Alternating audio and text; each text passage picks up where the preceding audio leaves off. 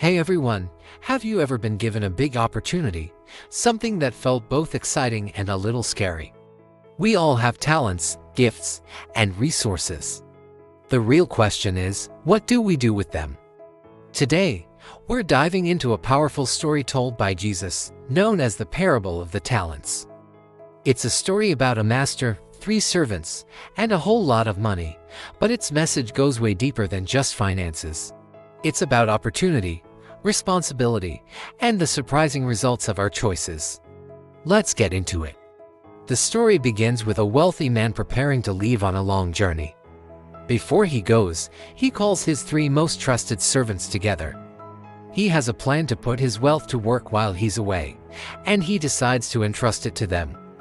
To the first servant, he gives 5 talents. Now, a talent wasn't just a coin, it was a massive amount of money, worth about 20 years of a laborer's wages. So, we're talking a life-changing sum. To the second servant, he gives 2 talents. And to the third, he gives 1 talent. The master distributed the money to each according to his ability, showing he knew his servants well. Then, with his instructions given, the master set off on his journey, leaving his fortune and his expectations in their hands. So, what did the servants do? The first servant, the one who received 5 talents, didn't waste any time. He immediately went out, put the money to work, and through wise trading and investment, he doubled it. He turned his 5 talents into 10. He saw the opportunity his master gave him and seized it with both hands.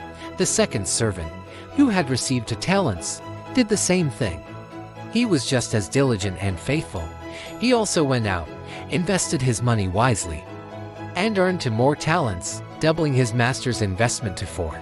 Both of these servants understood that what they were given wasn't just for safekeeping, it was meant to be grown. They took a calculated risk, and their hard work paid off, multiplying what they had been entrusted with. But then we have the third servant, the one given a single talent. His approach was completely different. He was overcome by fear. He thought, "My master is a hard man, harvesting where he has not sown and gathering where he has not scattered seed." This fear paralyzed him. Instead of trying to make the money grow, his only goal was to not lose it. So, he went out, dug a hole in the ground, and buried his master's talent. He chose the path of 0 risk, but also 0 reward. He played it safe, thinking that simply returning what he was given would be enough.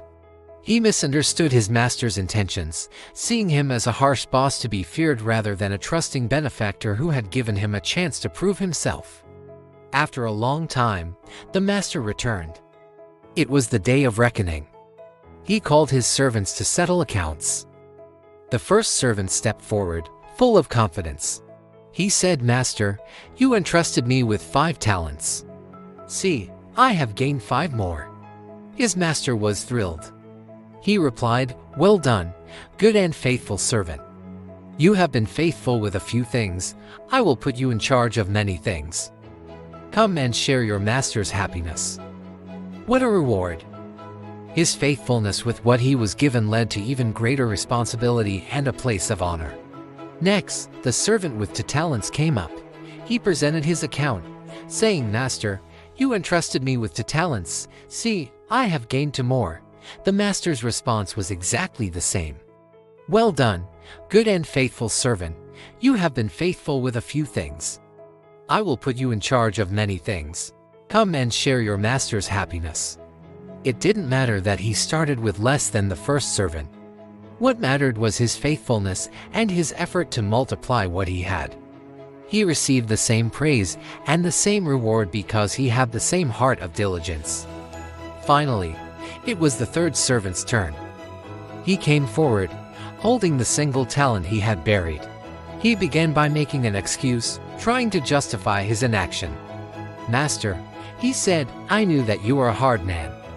So I was afraid and went out and hid your talent in the ground.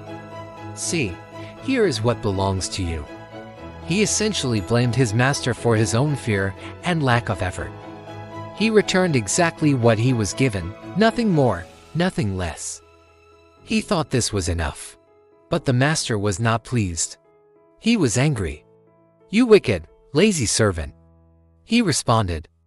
He pointed out the flaw in the servant's own logic. If you knew I was a hard man, why didn't you at least put my money on deposit with the bankers, so that when I returned, I would have received it back with interest? Even the bare minimum, the safest possible investment, would have been better than doing nothing at all. The master then delivered a harsh judgment.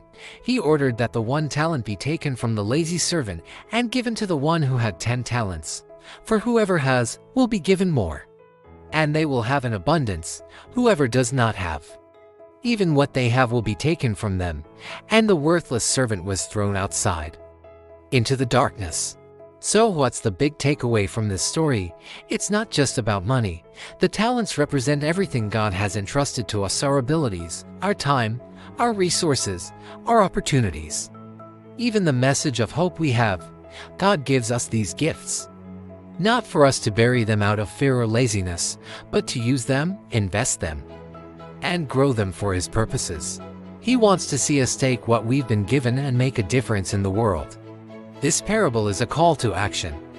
It challenges us to look at what's in our hands and ask, am I investing this, or am I burying it? The 2 faithful servants show us that what matters is not how much we start with, but what we do with it. God rewards faithfulness, diligence, and courage. He wants us to step out, take wise risks, and use our gifts to their fullest potential. Thank you so much for watching. I hope this story inspires you to think about the talents in your own life. Don't let fear hold you back from using the incredible gifts you've been given. If you found this video helpful, please give it a thumbs up and subscribe for more stories like this. See you in the next one.